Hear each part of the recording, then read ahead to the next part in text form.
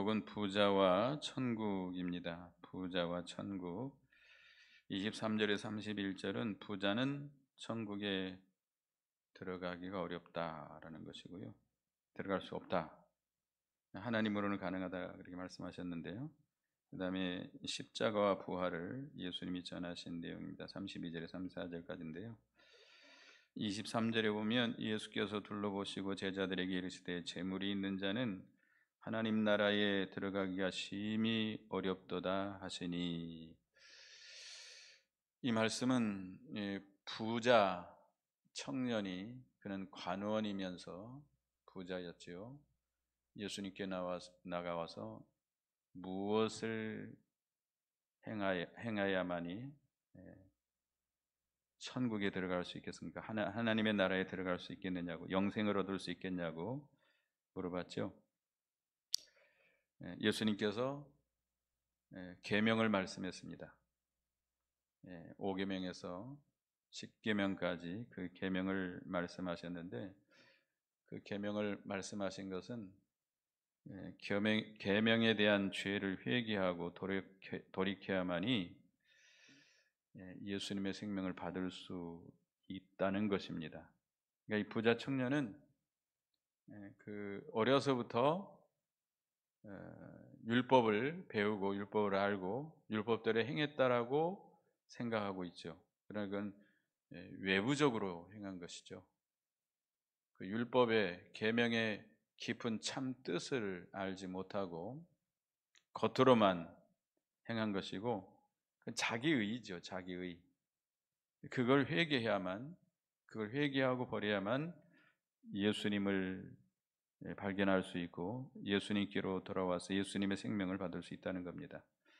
그리고 이 청년이 내가 어려서부터 그 계명을 지켰나이다 하니까, 네게 한 가지 보정한 것이 있는데 네게 있는 것을 다 팔아서 가난한 자들에게 주고 나를 따르라, 이렇게 말씀했습니다. 있는 것을 팔아서 가난한 자들에게 주라라고 하는 것은 그 재물이 우상이 된 거죠. 이 부자 청년은 재물이 우상이 돼서 예수님을 따라갈 수 없기 때문입니다. 그 우상을 버려야만 예수님을 따를 수 있기 때문에 그렇게 말씀했습니다. 그러니까 여기서 재물이 있는 자는 하나님 나라에 들어가기 심히 어렵다고 했지만 25절에 보면 부자가 하나님 나라에 들어가는 것이라고 말씀했습니다. 그러니까 재물이 많은 자, 부자. 부자는, 여기서 부자는 마음이 부자가 된 거죠. 마음이 부자가 된 자는 하나님 나라에 들어갈 수 없다는 겁니다. 그러니까 이 되게 이제 재물이 많은 사람은 마음이 부자가 될 수밖에 없습니다. 대부분은 돈이 많으면 교만해지잖아요. 그 가난한 사람들을 보면 업신여기는 게 있습니다. 교만해져요. 게을러가지고, 저렇게 게을러가지고 가난하다라고 이렇게 부자들이 말하는 경우가 많이 있죠. 재물이 많으면 되게 마음이 부자가 되고, 또 공부를 많이 한 사람, 학벌이 좋은 사람들은 공부 못하는 사람들을 보면 좀 무시하게 되고, 또 공부 많이 한 것을 가지고 마음의 부자가 되는 것이죠. 뭐 권세가 있는 사람들, 또 어떤 재능이 있는 사람들, 이런 사람들도 마음의 부자가 됩니다. 빌립보서 3장을 한번 보겠습니다. 빌립보 3장이면 사도 바울이 예수님을 아는 지식이 가장 고상함을 인해서 그 예수 그리스도를 얻고 그 예수 그리스도 안에 자신을 발견하게 하기 위해서 배설물과 같이 여기는 것이 있다고 그랬습니다. 빌립보서 3장 5절부터 읽어보겠습니다. 5절부터 나는 8일 만에 할례를 받고 이스라엘 족속이요 베냐민 지파요 히브리인 중에 히브리인이요 율법으로는 바리새인이요 열심으로는 교회를 박해하고 율법의 의로는 흠이 없는 자라. 그러나 무엇이든지 내가 유익하던 것을 내가 그리스도로 위하여 다 해로 여길 뿐더러 또한 모든 것을 해로 여김은 내 주 예수 그리스도 예수를 아는 지식이 가장 고상하기 때문이라. 내가 그를 위하여 모든 것을 잃어버리고 배설물로 여김은 그리스도를 얻고. 예, 거기까지 보겠습니다. 사도 바울은 아주 자랑할 만한 게 많이 있습니다. 8일 만에 할례를 받고 이스라엘 족속이고 베냐민 지파고 히브리인 중에 히브리인이고 바리새인이고 또 열심으로는 교회를 박해하고 율법에 흠이 없는 자다. 이런 것들이 사도 바울에게 과거에는 자랑거리였고 아주 자존심이었습니다. 그것이 있음으로 인해서 굉장히 자긍심을 갖는 그런 것들이었는데, 그런 것들이 그리스도를 얻고 그리스도를 따라가는데 방해거리가 되는 거예요. 그게 마음의 부자가 돼가지고 그리스도를 따라갈 수 없게 되는 것입니다. 그것을 다 버려야만이 그리스도를 따라갈 수 있고 예수 그리스도의 생명에 참여할 수 있고 하나님의 나라에 들어갈 수 있습니다. 누가복음 6장 24절에 보면 그러나 화 있을진저 너희 부요한 자여 너희는 너희 위로를 이미 받았느니라. 누가 화가 있어요? 가난한 자의 화가 있다고 그랬어요? 부자의 화가 있다고 그랬어요? 부자된 자. 여러분 부자들 많이 있습니까? 부자들 있으세요? 여기가 재물이 있어서 부자라기보다도 마음의 부자가 된 자들이죠. 아무리 재물이 많은 부자를 할지라도 그걸 자기 것으로 여기지 않고 하나님의 것으로 여기고 그것을 다 하나님의 뜻대로 사용하는 사람은 마음의 부자가 된 자가 아니고 마음이 가난한 자죠. 아브라함은 부자였을까요? 가난했을까요? 부자였습니다. 욥도 얼마나 부자였어요? 동방에서 제일 가는 부자였어요. 아브라함은 자기가 부리는 종이 몇 명이에요? 318명. 얼마나 큰 부자예요? 소나 양이나 낙타가 헤아릴 수 없을 만큼 수가 많은 그런 거부였음에도 불구하고 아브라함은 마음이 부자였어요? 가난했어요? 네, 마음이 가난했어요. 그 의지하지 않고 세상에 그 가나안 땅에 견고한 집을 짓고 살지 않고 하나님만 의지하고 천국을 바라보고 믿음으로 살았던 그런 생명의 길을 걸어갔던 사람입니다. 그러나 가난해도 실제로 물질이 없는 가난한 사람이라 할지라도 돈을 사랑하고 돈을 붙잡으려고 하고 그것을 가지고 살려고 하는 사람들은 마음이 부자가 된 자들이죠. 그래서 부자가 천국에 들어가기가 어려워요? 쉬워요? 어렵다. 얼마나 어려운지 25절에 낙타가 바늘귀로 가는 것이 부자가 하나님 나라에 들어가는 것보다 쉬우니라. 낙타 여러분들 보셨어요? 저는 카자흐스탄에서 좀 살다 와가지고 거기 가면 낙타가 있습니다. 근데 낙타가 얼마나 큰지요? 낙타 등에 올라타려면 낙타가 꿇어 앉아야 돼요. 꿇어 앉아가지고 그 등에 올라타가지고 이렇게 세우는데요. 한참 올라갑니다. 얼마나 높은지 몰라요. 낙타가 그렇게 큰데 그 낙타가 어디로 들어가요? 저는 지금 젊은데도 바늘귀 잘 안 꽂아 실을 잘 못 넣겠더라고요. 바늘귀 실도 잘 못 들어가는데 낙타가 어떻게 들어가요? 낙타 들어갈 수 있어요? 없어요? 없어요. 그러니까 다시 말하면 부자는 천국에 들어갈 수 있다 없다? 없다. 사람으로는 불가능하다 이거예요. 그러니까 우리는 약대가 바늘귀로 들어가는 일은 인간으로 불가능한 것처럼 마음이 부자가 된 자들은 천국에 들어갈 수 없다. 심령이 가난한 자가 돼야 돼. 심령이 가난한 자가 돼야 주님을 따라갈 수 있고 주님의 생명에 참여할 수 있고 하나님의 나라에 들어갈 수 있습니다.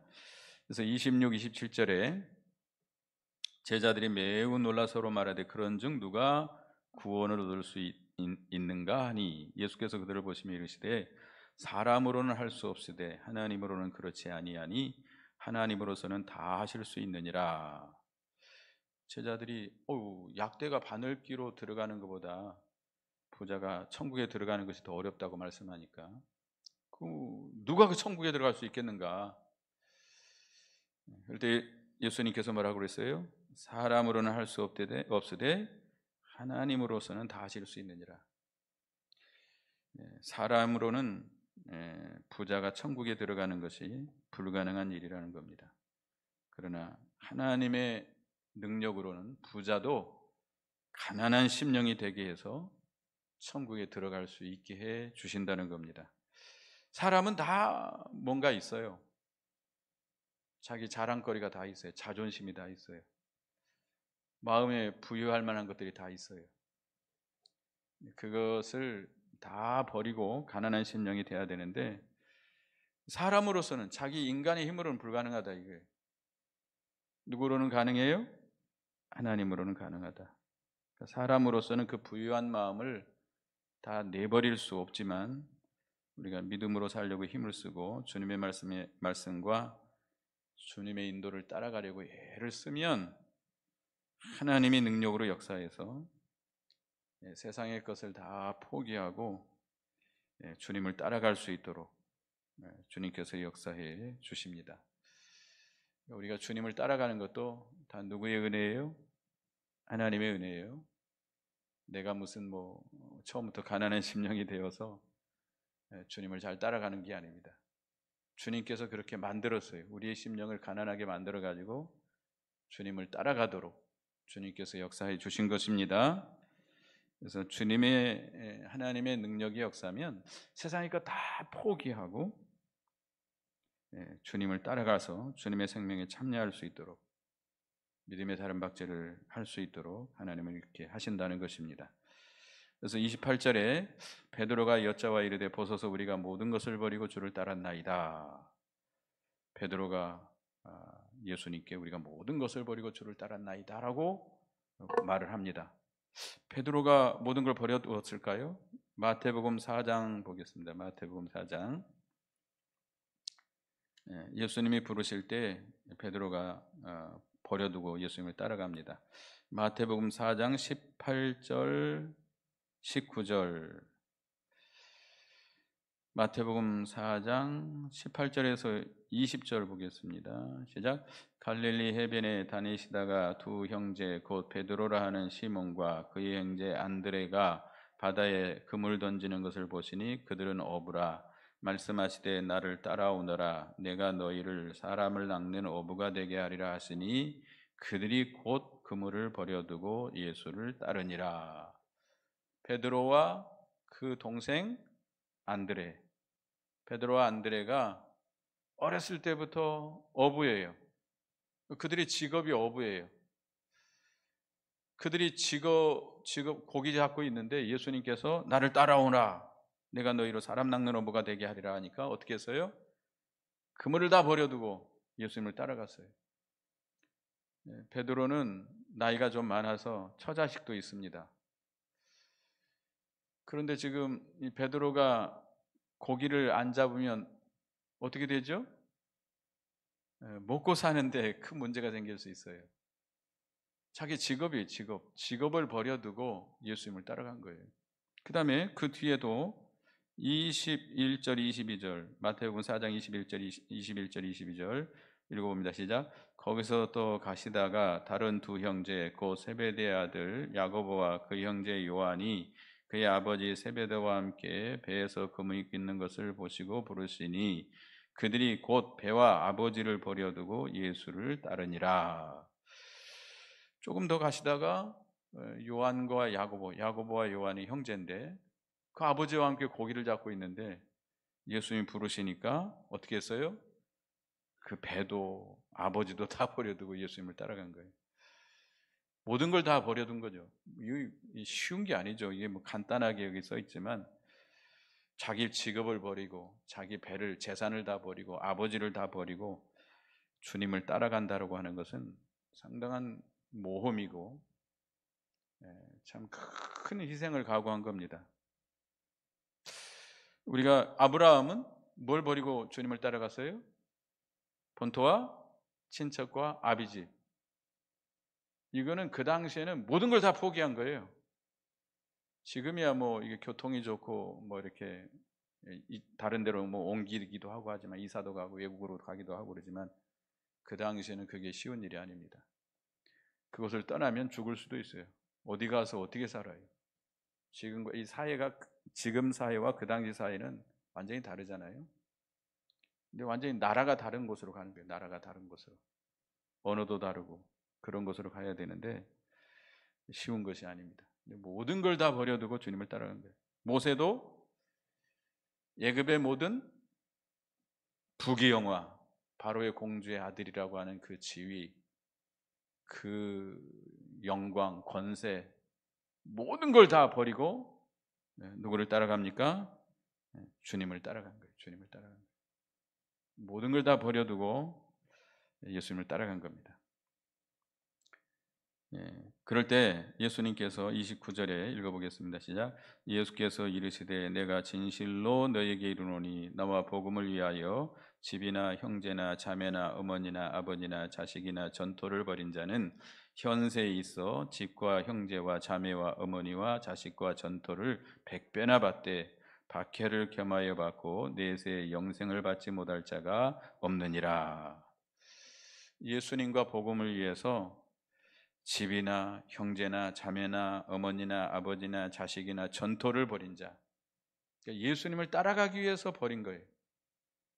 예수님을 따라가기 위해서는 세상의 것을 버려야 돼요. 세상의 것을 버리지 못하면 주님을 따라갈 수가 없어요. 주님을 따라가기 위해서, 주님과 주님의 말씀을 따라가려면 세상의 것을 버려야만 따라갈 수 있는데, 주님을 따라가게 되면 뭐를 어떻게 돼요? 현세에 있어서 몇 배를 받아요? 100배, 100배를 더 받는다. 주님을 위해서, 주님을 위한 신앙을 지키기 위해서, 말씀을 지키기 위해서 세상의 것을 다 버려두고 따라간다면 주님께서 금세 100배나 더 좋게 해주시고 내세에 영생을 얻게 해주신다. 영생을 얻게 해주신다.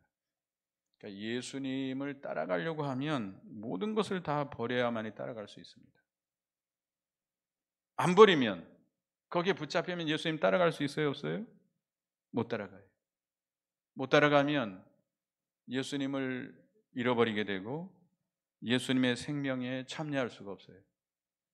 천국을 소유할 수가 없어요. 뿐만 아니라 세상 모든 것도 다 잃어버리게 됩니다. 다 잃어버려요. 예수님을 따라가야 다 얻을 수 있어요. 예수님을 잃어버리면 이것이 부모, 형제, 전토, 처자식이 잡기 위해서 예수님을 포기한다면 예수님도 잃어버릴 뿐만 아니라 그 모든 것도 다 어떻게 돼요? 다 잃어버리는 결과가 되는 거예요. 세상의 것 내가 소유한다 하지만 그건 언젠가는 다 어떻게 해야 되죠? 다 버려야 돼요. 부모, 형제, 자식, 여러분 영원토록 같이 있을 거예요? 언젠가는 헤어지게 돼 있죠. 언젠가는 헤어져야 되잖아요. 뭐 재산 다 언젠가는 다 여러분이 놓고 가야 돼요. 다 썩어질 것들이에요. 그러나 예수님을 따라가면 예수 그리스도로 말미암아 우리가 우리 영이 살고 그 예수 그리스도로 말미암아 그 생명에 참여하고 그 하나님의 나라에 우리가 참여하게 되고 또 예수님을 따라가면 그 모든 것을 다 주님께서 어떻게 해요? 다 따라오도록 합니다. 따라오도록. 우리가 언제 설교할 때 제가 얘기했죠. 예수님을 따라가기만 하면 다 세상의 것이 어떻게 와요? 뒤에 다 따라와요. 그러나 예수님을 따라가면서 돌이켜가지고 세상의 것을 잡으려고 하면 어떻게 해요? 다 도망가요. 한 발짝 따라가면 두 발짝 도망가고, 두 발짝 따라가면 네 발짝 도망가고 그런 데잖아요. 세상의 것을 내가 잡으려고 하면 잡을 수가 없어요. 세상의 것을 내가 붙잡으려고 하면 그 세상의 것을 내가 유용하게 쓰려고 하면 누구를 따라가면 돼요? 예수님을 따라가면 돼요. 예수님을 따라가면 우리 하나님께서 100배나 더 좋게 하신다. 100배나 더 좋게 해주세요. 우리는 로마서 11장에 보면 돌감람 나무 가지였습니다. 돌감람 나무 가지였는데 우리가 어디에 접붙임을 받았어요? 참감람나무 대신 예수님께 접붙임을 받았어요. 그럼 우리가 참감람나무 대신 예수님의 생명에 참여하려면 어디에서 끊어져야 돼요? 이 돌감람나무에서 끊어져야 돼요. 우리는 가지인데 이 돌감람나무에서 끊어져야만이 참감람나무 대신 예수님께 접붙임 받을 수 있어요. 그 예수님의 생명을 받을 수 있어요. 그 세계에 참여할 수 있어요. 그가 주시는 모든 신령한 복을 받을 수 있어요. 그건 영원한 겁니다. 영원하죠? 잘 모르겠어요? 예수님께 우리가 속해서 예수님의 생명을 받고 그 예수 안에서 사는 것은 어떤 거예요? 영원한 거예요. 영적인 거예요. 영원한 거예요. 그러나 돌감람나무는 세상 것입니다. 세상 것.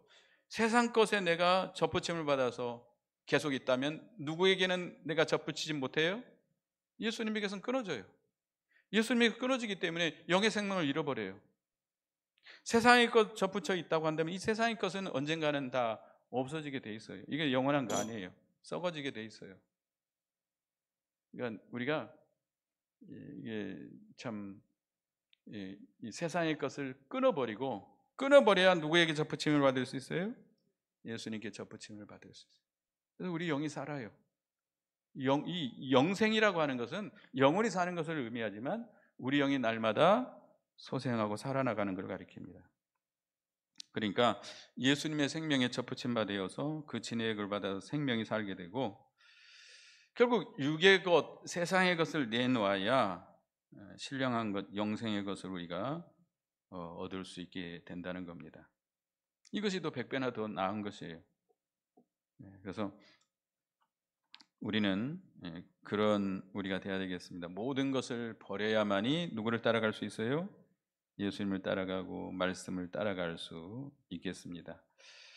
그래서 그런데 뭘 겸하여 받아요? 박해를 겸하여 받는다. 세상의 것을 포기하고 예수님을 따라가고 말씀을 따라가려고 하면 핍박이 와요. 뭐 욕을 얻어먹게 되고 뭐 반대가 일어나고 갈등이 생기고 핍박이 심하죠. 그러나 그런 자에게는 뭐가 있어요? 영생의 복이 있습니다. 영생의 복. 베드로전서 4장 14절, 베드로전서 4장 14절 보겠습니다. 베드로전서 4장 14절 읽어봅니다. 시작. 너희가 그리스도의 이름으로 치욕을 당하면 복이 있는 자로다. 영광의 영, 곧 하나님의 영이 너희 위에 계심이라. 우리가 그리스도의 이름으로 치욕을 받으면, 핍박을 받으면 내가 뭐가 있어요? 복이 있어요. 내가 예수님 따라가려고 하다가 말씀 따라가려고 하다가 내가 욕을 얻어먹고 핍박을 받으면 복이 있어요. 누가 함께해요? 영광의 영, 하나님의 영이 그 사람 위에 있게 됩니다. 또 마태복음 5장 11절에 우리가 뭐 잘 아시는 말씀입니다만은 마태복음 5장 11절 마태복음 5장 11절 보겠습니다. 시작. 나로 말미암아 너희를 욕하고 박해하고 거짓으로 너희를 거슬려 모든 악한 말을 할 때에는 너희에게 복이 있나니. 천국에서 상이 크다고 그랬어요. 천국에서. 그러니까 우리가 예수님 때문에 욕을 얻어먹고 예수님 때문에 박해를 당하고 거짓으로 우리를 속이고 악한 말을 우리가 듣게 될 때에 우리에게 복이 있다. 여러분 복이 있어요? 예수님 때문에 요거도 먹어봤어요? 예수님 따라가다가 뺨 맞아봤어요? 예수님 따라가려고 하다가 핍박 받아봤어요? 매 맞아봤어요? 그런 사람은 복이 있습니다.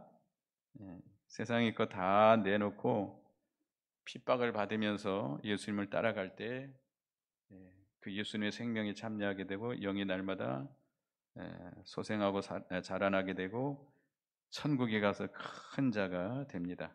31절 읽어봅니다. 본문 31절 시작. 그러나 먼저 된 자로서 나중되고 나중되는 자로서 먼저 될 자가 많으니라.